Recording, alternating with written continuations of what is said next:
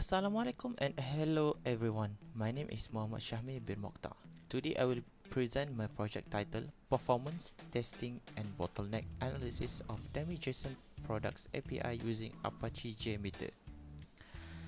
The objective of this project is to evaluate performance, scalability and reliability of the DummyJSON Products API under different traffic conditions.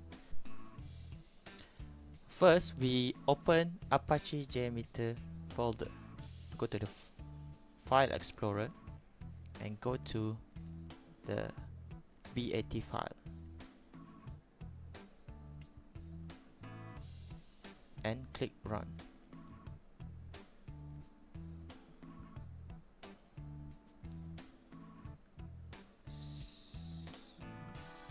Yes, right now we already opened the Apache JMeter 5.6.3.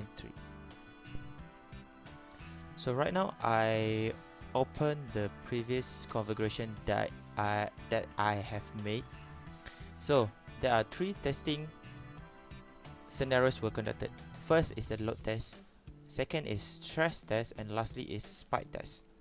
For the HTTP request configuration, every test is the same thing. For example, this load test protocol we use is HTTPS. Server name is a DummyJSON.com. HTTP request is a GET. We configure as a GET.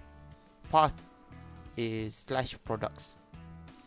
So it's the same configuration for the three tests. For the other tests, stress test is also the same, and the spike test also the same.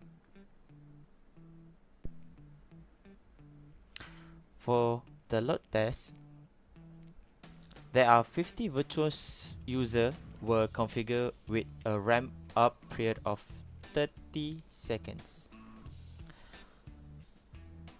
For the stress test, is we configure as 150 users were configured with a ramp up period of 60 seconds.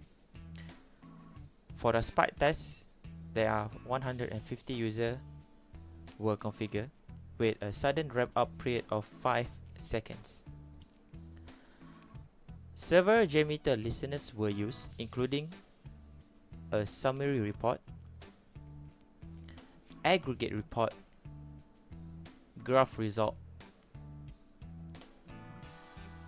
and response time graph. Aggregate report and the aggregate graph is the same thing. For this one is basically a graph, then it's not a report, just like this table here.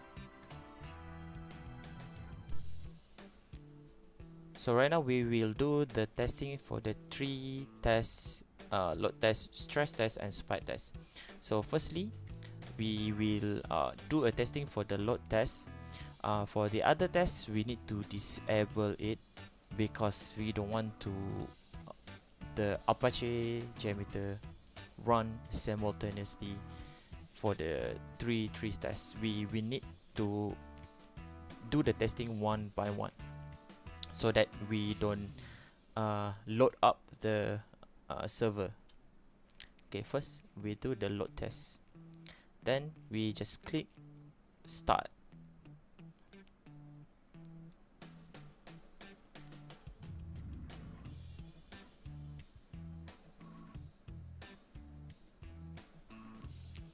So for this testing, we need to wait for duration 300 seconds. First, here are the load test results for 50 users. Total samples is 13,029 requests. Average response time is 1,156 milliseconds. Median is 276 millisecond. 90% line is 1971 milliseconds. Error rate we can get is 0.13%. Throughput is 39.9 requests per second. The API handle normal traffic reasonably well, although we can see some high maximum response time. To continue to the next test, we going to enable the stress test, because we cannot do a simultaneously test like I mentioned before. So for this one, just right click to the, select load test and right click and choose disable, and select stress test, right click and choose enable. Then for this one, we can continue our test. It's the same duration, 300 seconds equals to 5 minutes. So let's start.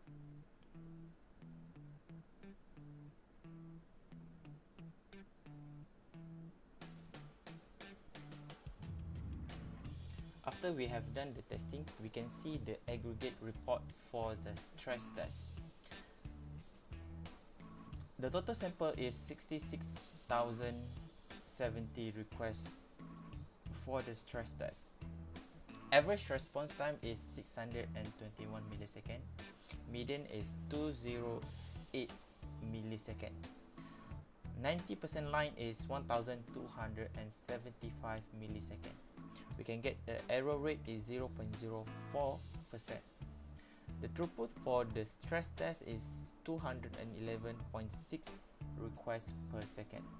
Even under heavy load, the API maintained very low error rates, though response time increased compared to the load test. For the spike test, we still need to do the same.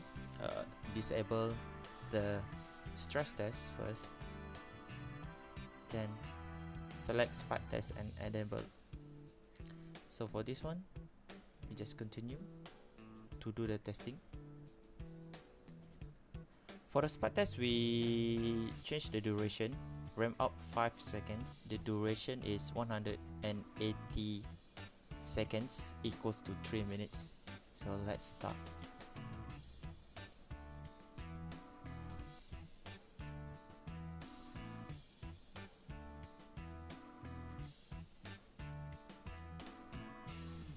Finally, after we have done the spike test, so we can get the report for the aggregate report.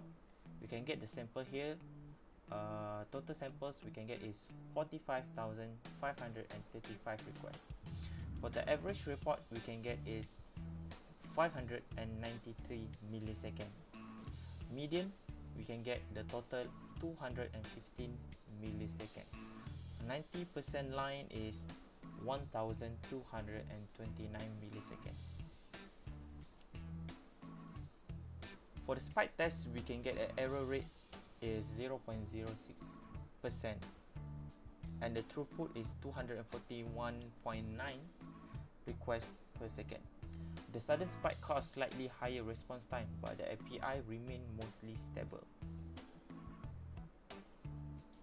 After we have done all the 3 tests, we can observe that the spike test surprisingly show the best average response time and highest throughput. Error rates remain very low across all the tests, under 0.15%. However, all tests show very high maximum response time, over 180,000 milliseconds.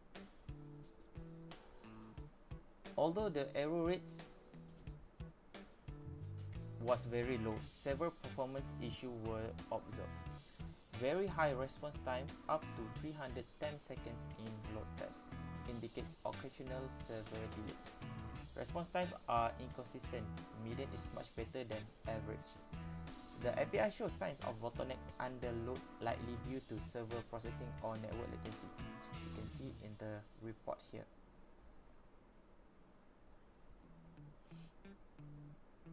Throughput increased with more users, but stability can further improve. These findings suggest that while the API is generally reliable, it struggles with consistent performance under varying loads.